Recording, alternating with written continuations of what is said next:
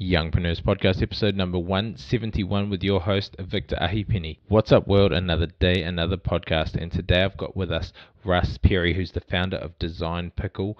And it's a really cool idea that fixes a gap that a lot of the other design companies don't do between one-off jobs and having someone full-time on your team. He's also a certified trainer with Wake Up Warrior, the #1 training program for men worldwide. And he's done a lot of different things, including being the sober entrepreneur. And that is something that has really interested me lately when I've read a book about the easy way to control alcohol, and it's really changed and created a massive mindset and mind shift with myself. So we dive into all of that and a lot more. It's a really cool episode. We talk about how it had an impact on his greater vision and obviously growing and building and starting Design Pickle, and how it affects relationships, goals, and so much more. And so it really had an impact on me, and I think a lot of you will get something out of this, whether it's the business side of things or how he's been able to overcome different barriers on his journey. If you enjoy this episode, make sure to go and leave a rating, review, and make sure you subscribe on your favorite podcast player, or jump over to passiveincomeyoung.com, where we've got a ton of different resources for you to get your business started, plus of course all the different and past episodes that we've had on here. And as always, team, keep living life on your own terms.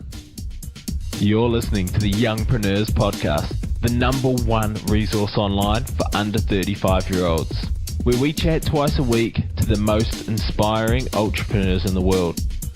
We have it all. If you're looking for inspiration, guidance, or actionable tips to help you transition from that job into a business, or if you're ready to take that business to a whole new level, then this is the place to be. Get ready to live life on your own terms.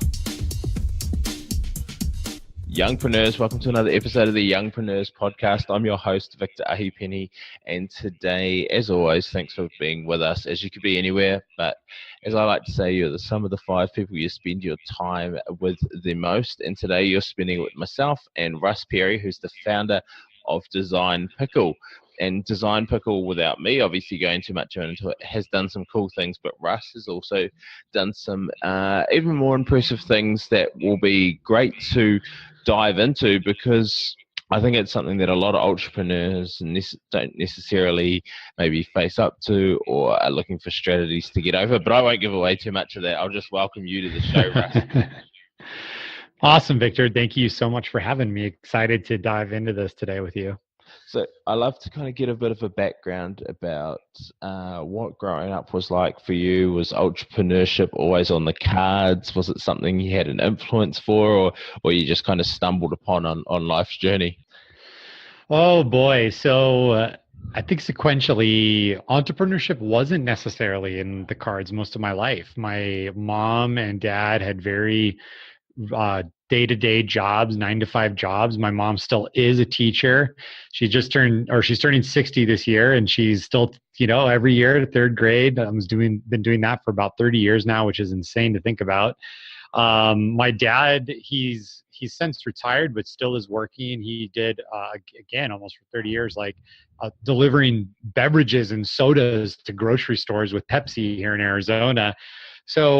And everyone else I knew in my family was either a teacher or had a job. So that was my plan. I went to university and I studied engineering. That was a nightmare, and switched to design, studied industrial design, and got into creative side of things. I really love that. But ultimately, my decision to become an entrepreneur became one out of necessity, because I had, by accident, although she's the best thing in my life, I had a daughter when I was 22. So it was my senior year in college, and I was working for Apple. I was about to graduate. I found out, oh man, you're going to be a dad. And so I continued that for about a year, and thought that it was just this terrible plan that every time, because I wasn't married to her mom and we weren't together, so I had this custody shared arrangement. Every time I wanted to see my daughter, I had to request time off. And I was like, this sucks ass. Like I had to fill out a form to be with my kid, and I'll get permission from Apple to go do that because it's really limited the amount of time that I had her first year. So I was like, how can I get more time to myself? Well, I know Photoshop, I know Illustrator. Maybe I could become a businessman and start my own business. I think they have a lot of freedom of time. And that was in 2005. And yeah, that was the like origin story of it.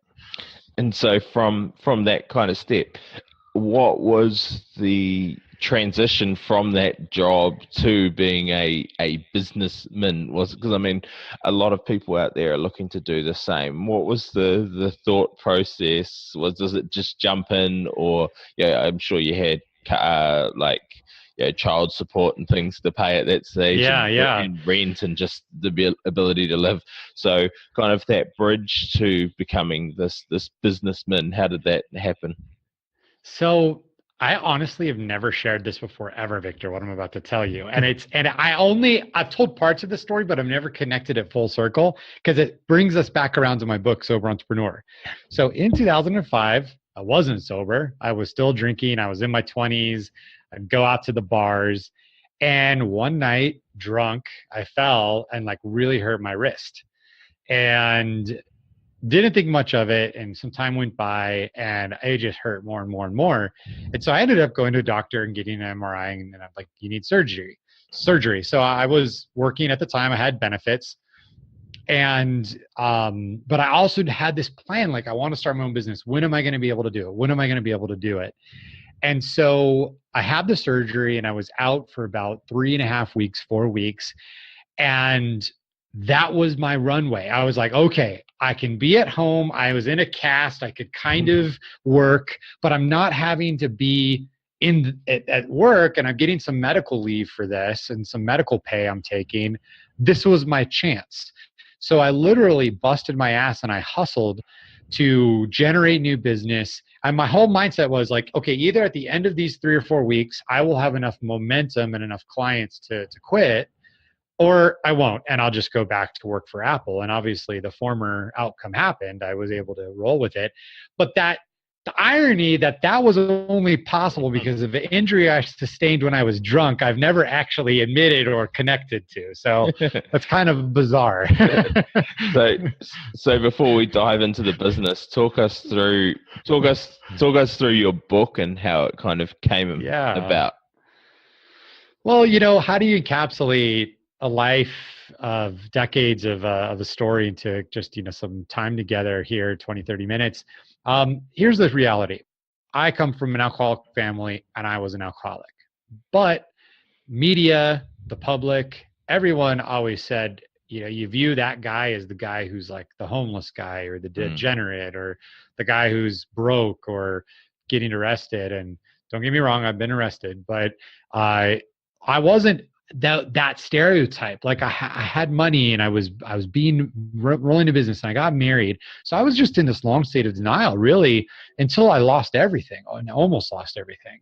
2012, my business crumbled. I was broke, had an affair, which is not something I'm proud of, almost lost my marriage. And I just had to make a huge lifestyle change. Otherwise, I was going to become that stereotypical person, that addict who couldn't break free from it. And I accepted that, look, this is a danger for me and a danger for my family and a danger that's been illustrated in other family members, this addictive personality. Why not just eliminate that risk at all? And in 2013, took me a year to kind of come to realization. 2013 in October, I stopped drinking, and another year went by, and then I figured out, okay, hey, I have this idea for Design Pickle. And then 2 more years went by, 15, 16, and I finally had some traction. We had a lot of success early on. My wife's and my marriage was doing good. And I thought, you know what? This story isn't mine to keep. Like, I need to help someone else because I my worst points, I felt like I couldn't talk to anyone Mm, because I had such this brand of like, oh, Russ is doing so great, and go to family events. Hey, Russ, how's business? How are things going? Like people put you up on this pedestal as an entrepreneur, mm. and your family does, and your friends do. So then to be like, well, hey guys, I'm actually like really struggling. So that was why I wanted to write the book, The Sober Entrepreneur. I mean, it's about my journey with alcohol addiction, but I think it's relevant for anybody because at the end of the day, we're all addicted to something. At a minimum, addicted to being a good entrepreneur and being Yeah. successful. And that So that was the big reason. And then and then there's legacy involved that too, like having something I could share with my kids. it's a really interesting thing. Like I've been to Tony Robbins, and it's like he talks about kind of the wheel of life and Mm-hmm. all the different aspects that make it up, and friendships, relationships, finances, health, all these different things. And you tend to see in the entrepreneur. I mean, you probably see it in everybody, but there's such a disproportionate balance in some area of your life. Whether that be um, food or alcohol, or the obsessive compulsiveness of business, and you lose all balance of that side of things. So talk me through the business. How did the business change when you decided to make that decision, or when you made that decision in October of 2012 or 2013, or what was? Well, I had still my old business at the time. We technically didn't formally close that agency. I had a creative agency. We did a lot of branding, a lot of event marketing, like trade shows, and that business did not close until September 1st, 2014. But because I was sober and I had broken free from that addiction, and I had that space, because I always view an addiction, whether it's eating or working out or social media, you're filling your mindsets and you're filling yourself with something else. And so what ends up happening is like you can't hear your own intuition, you can't hear the advice of others very well, and you're just drowned. That's all drowned out by whatever it is you're consuming or you're participating in. So once that was eradicated, I honestly had a lot of peace, and not just because I was sober, but just because I was like, okay, like let's talk, let's see what Russ really thinks and really wants. And I just was like, this business sucks, I hate this business.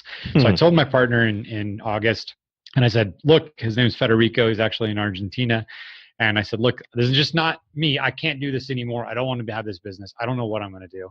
So I just closed it. It was a $3 million a year agency, walked away from it, just nothing, had nothing. We sold everything. And but that clarity and that peace and that space and silence allowed me to really go into an introspective mode. And then I kind of had the aha moment for Design Pickle, where it was like, you know what, I all I know is design and creativity because that's all I've done most of my professional life. What if I just really simplified the game and then created a business around a really simple way to help people with design? And from then, the momentum just kept building and building. And unequivocally, had I still been trying to navigate drinking and the ceremonies and the social engagements and my own addictive personalities, there's no way I would have had the focus and the ability to cover the ground that we've covered in just 3 years. It's an interesting one because um, ironically, serendipitously, whatever you want to call it, I've just finished reading a book called The Easy Way by I'm. some somebody Carr. What's his name? Alan Carr. But it's the easy way. Mhm. He's done it for smoking, but I don't smoke, and he's done it for alcohol. But I just saw somebody's post late last year. She's like, "Oh, if any, I know most of my friends will have a drink from time to time. If you're open minded, download this book, have a read, just see what it does to challenge your beliefs." And so I was like, I'm always open to learning and challenging and whatnot. And mine, I don't drink on the daily, but it's been more of a binge drinking side of things. And Yeah. it's like I'm either 0 or 100. And um and it's a very, very interesting book to challenge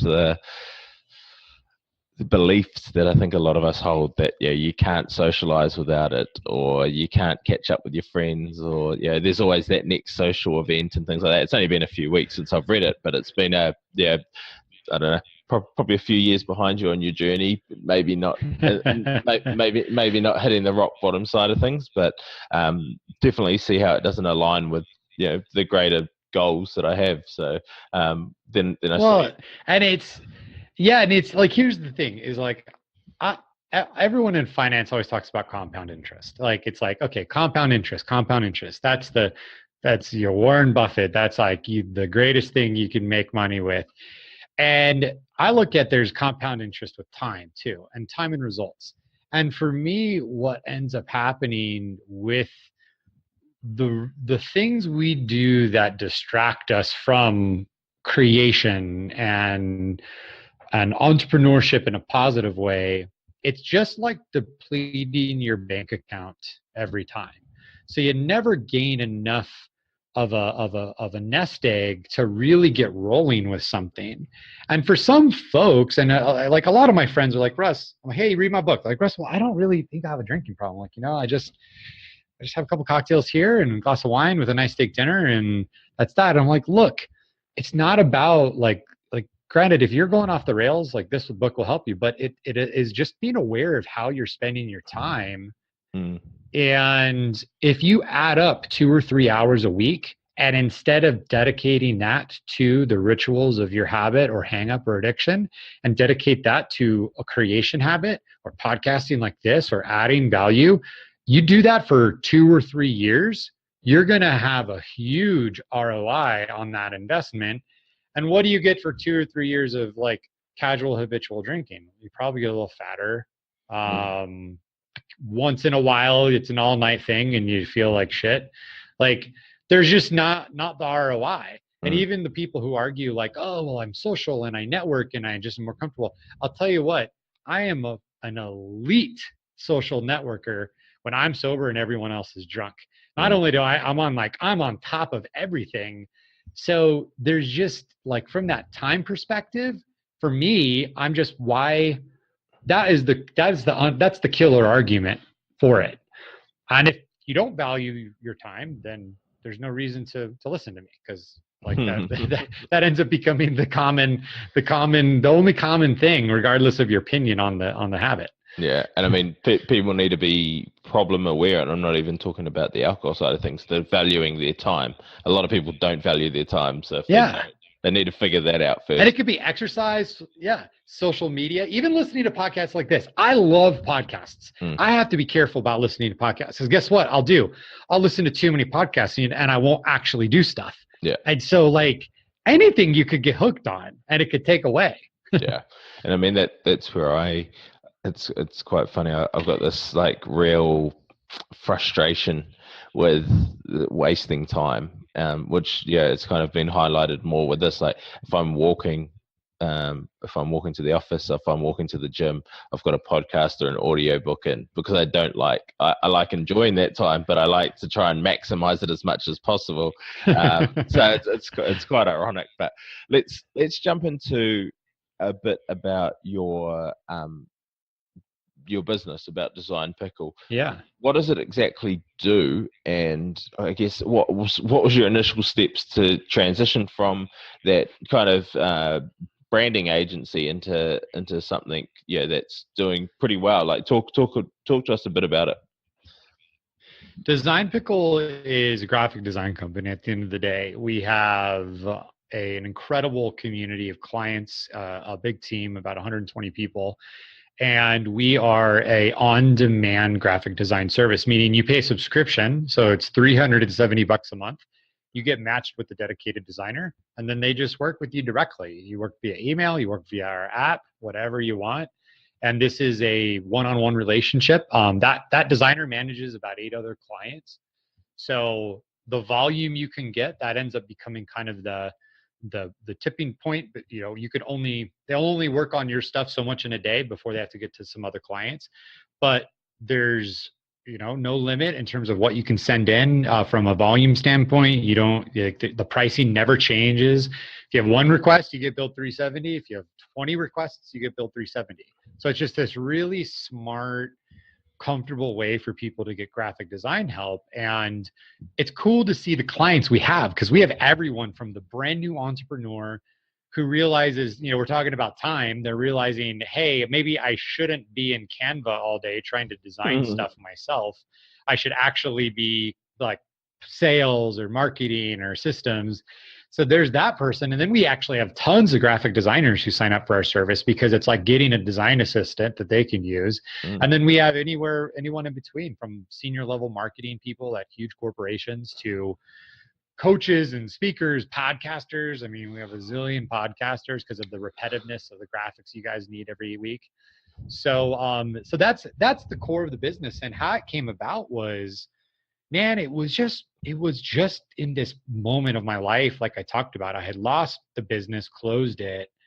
I call my mid-business life crisis. And I was just trying to find something that wasn't reinventing the wheel and also was easy to sell, frankly. Like the agency, I couldn't even, Victor, my mom to this day doesn't even know what my agency did. Like, period. Like, she has no clue. Like, I couldn't even explain it to her. Whereas now it's like, oh yeah, my son has a graphic design company. Yeah. And so it's super easy to conceptualize. And the reason I decided that, because I was sick and tired of being the sales guy trying to like pitch you so hard on working with us. And come on, dude, this idea is great. Let's have a meeting. I'll fly to you. And now it's just like, yo, bro, you need help? We do design. Okay, you don't need it? Cool. Well, we'll be here. We'll be here when you need. I know, by the way, if you visit our website, we'll retarget you for like ever. So yeah. we could give you ads all the time.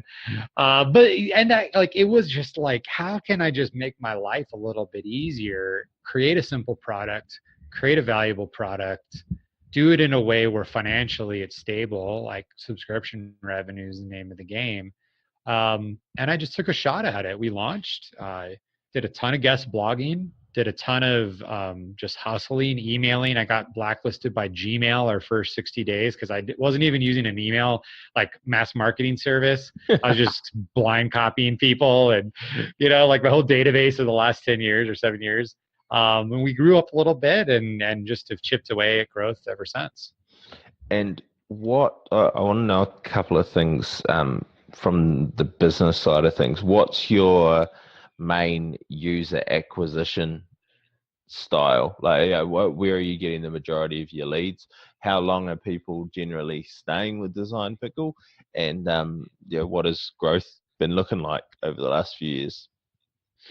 Yeah, well, bunch of questions there. So the first one, leads and growth, is all digital acquisition or word of mouth. I'd say about 40% of our signups come from Facebook, maybe 10% from Google, and the other half from referral or organic. Nice. So we've really made a name for ourselves. I attribute that to just doing what we say we're going to do. Yep. And our growth has just been phenomenal. I mean, we started at 0 in January 2015. Year one, we did about $300,000. Year two, in 2016, we did 1.4 million. And this year we just closed out at 4.7 million. So in 2017. So we're on track for 10 million this year, and we just keep growing. I mean, it's just a common service. It's not a niche type of thing. Everybody needs design, which is really working in our favor. Yeah, nice. That's yeah, and that's the cool thing when you've got a strong base of word of mouth. And I mean, it's every business's goal is to pump money into the advertising side of things, and then that pays double down the track as people start becoming those loyal fans. And obviously from the growth side of things, it's really managed that. How do you go about quality control and managing your team? Like, you've obviously got designers all over the place now.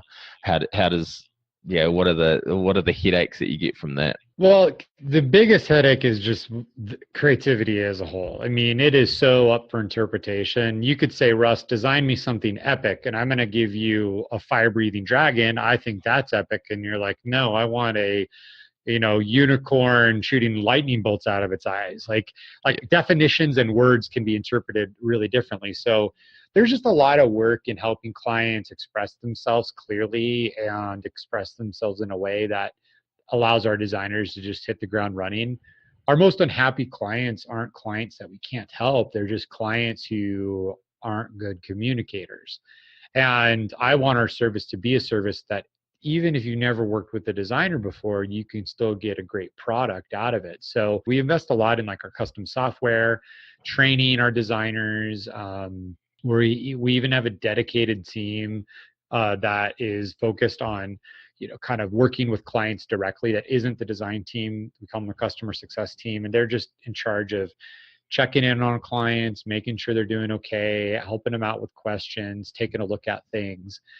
And it's nice because when you work with us, unlike a marketplace, so, I'll give credit where credit's due. The 99 Designs, the Fivers, the Elances or Upworks or whatever these online providers, you can find talent. They paved the way for a company like ours, but at the end of the day, they're just incentivized from a volume of transactions. They just want to take a cut of the total volume. So they do try to give a good experience, but at the end of the day, it's just like, how much can we grow?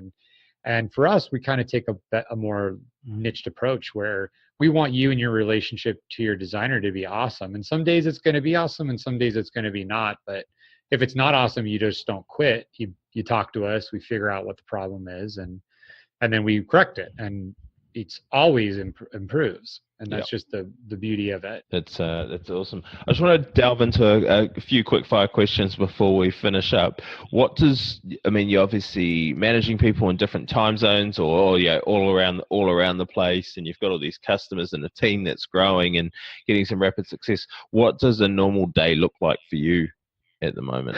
Well, getting up pretty early. So I have 3 young kids, 12, 5, and 2. So I'm trying to get up at about 4:30 and get to a workout and some journaling and some food before 6 and get all that wrapped up. Sometimes I'm not done till about 7, so it just takes me a little more energy. Then it's just rolling right into the office, meditating when I get in here. I meditate at the office, not at home. And my mornings are content creation, whether podcasting like this, writing email copy. Then the afternoons is all like meetings, data, reporting, email, getting in there. And then I'm usually here pretty late. I'm frequently the first one here, last one out. We did get a physical office, which is kind of nice. That's another huge hack. I know there's a lot of younger entrepreneurs, not just in age, but also in the maturity of their businesses.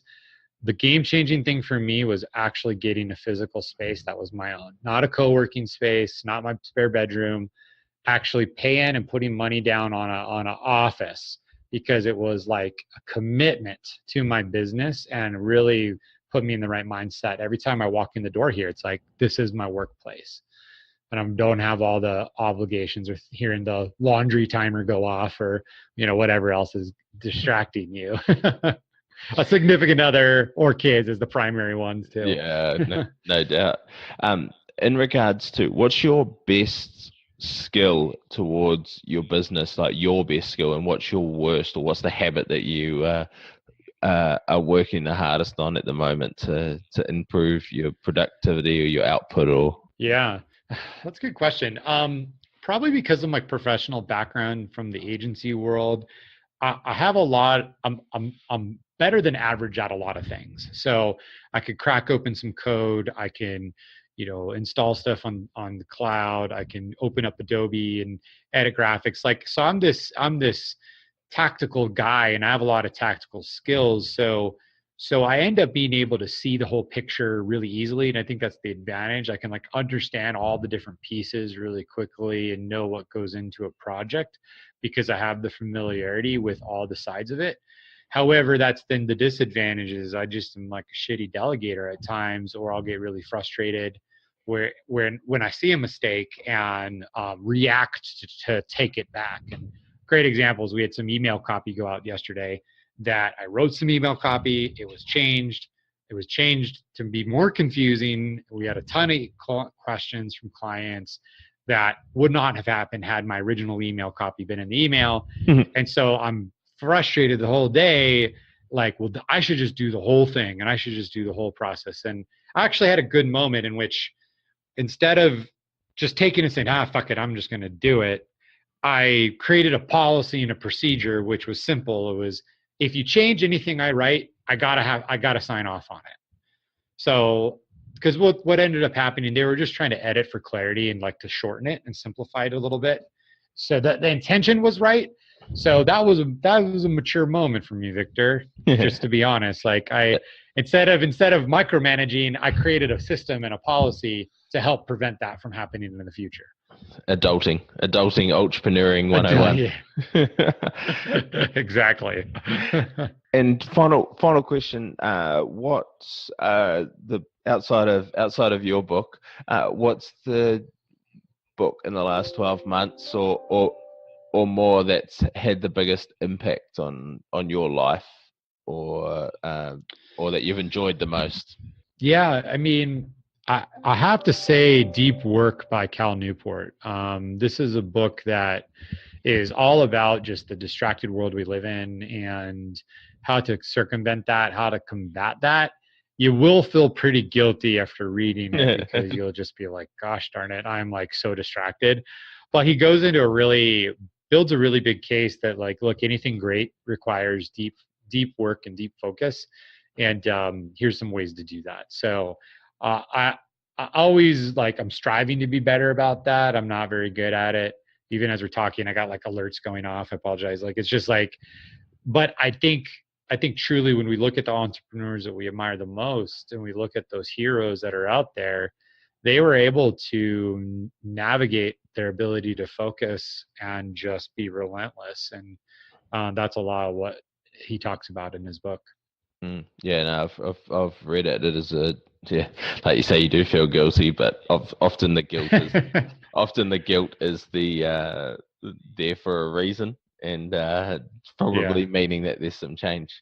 So I just want to thank you and welcome you to the Youngpreneurs family. If people want to check out your book and find out where can they get it, and where can they connect with you or find out more about you and Design Pickle? Okay, so because we're skewing to a younger demographic here, I need all the youngpreneurs' help here. I'm trying to beat my wife in Instagram followers. So hit me up on Instagram. My handle is Russ Perry, very easy, RussPerry, and follow me. I promise it's cool content. There's a link to my book there in the bio, and then if you just want that link directly, soberentrepreneur.com. You can get some free content, free chapter, and love to hear from you. Wicked. So we'll link all of that at passiveincomeyoung.com. Make sure you do all jump across to Instagram, and we don't want anyone losing to their wife in the social competition. So been an absolute pleasure, Russ, and I look forward to following the journey and finishing reading the book, and just connecting on another level. Awesome. Thanks, Victor. Thanks for listening to the Youngpreneurs podcast. This was proudly brought to you by the Podcast Institute, the #1 training resource to take your business from chasing leads to leads chasing you, and from an absolute amateur to a full-blown authority. If you're looking to take your business to the next level, then a podcast is the obvious answer. You can get national and global exposure in a very fast time, and it's just exactly what I've done with this podcast. So if you want to find out more, get a checklist on how you can get started for under $60, and to find out more through a small training video that I've prepared for you all, then please check out passiveincomeyoung.com/podcast training.